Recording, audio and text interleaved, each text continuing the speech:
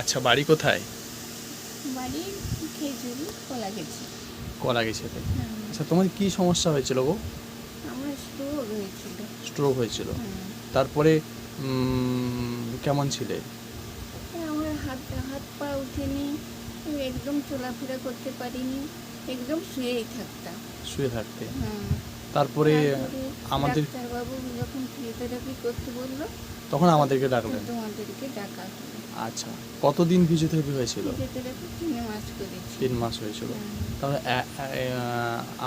এখন কেমন আছো? এখন হাত পা তুলতে পারছি, খেতে পারছি, হাত দিয়ে হাঁটা চলা মোটামুটি কিছুটা করতে পারছি। হ্যাঁ, আচ্ছা আচ্ছা আচ্ছা। তাহলে এখন হাঁটা চলা, খাওয়া দাওয়া ওই হাত দিয়ে খেতে পারো? ওই ডান হাত দিয়ে খেতে পারি। ডান হাত দিয়ে খেতে পারো? খেতে পারি।